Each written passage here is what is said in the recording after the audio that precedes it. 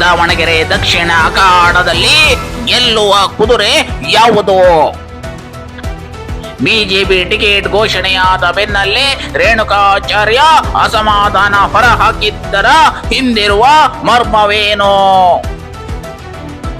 ಮಂತ್ರಿ ಮಲ್ಲಣ್ಣನವರ ನಾಲಿಗೆಯ ಚಪಲಕ್ಕೆ ಕಾಂಗ್ರೆಸ್ಸಿಗೆ ಬಹುದೊಡ್ಡ ಆಘಾತ ಕಾದಿದೆಯೇ?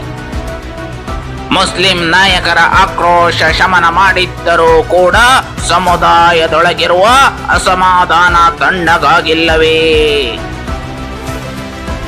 ಮುಸ್ಲಿಮರ ಪ್ರಶ್ನಾತೀತ ನಾಯಕ ಜಮೀರ್ ಅಹಮದ್ ಚುನಾವಣಾ ಪ್ರಚಾರದಿಂದ ಅಂತರ ಕಾಯ್ದುಕೊಳ್ಳುತ್ತಿರುವುದರ ಹಿಂದಿರುವ ಸಂದೇಶವೇನು?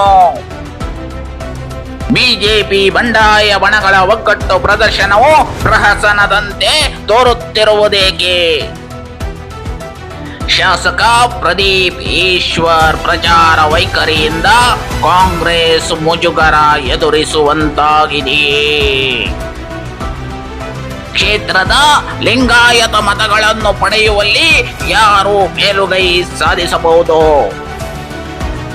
ಶ್ರೀಶೈಲಂ ಜಗದ್ಗುರು ಮಹಾಸ್ವಾಮಿಗಳ ಹೇಳಿಕೆಯಿಂದ ಬಿಜೆಪಿಯ ಮತ ಬ್ಯಾಂಕಿನ ಮೇಲೆ ಬೀರಿರುವ ಅಡ್ಡ ಪರಿಣಾಮಗಳೇನು?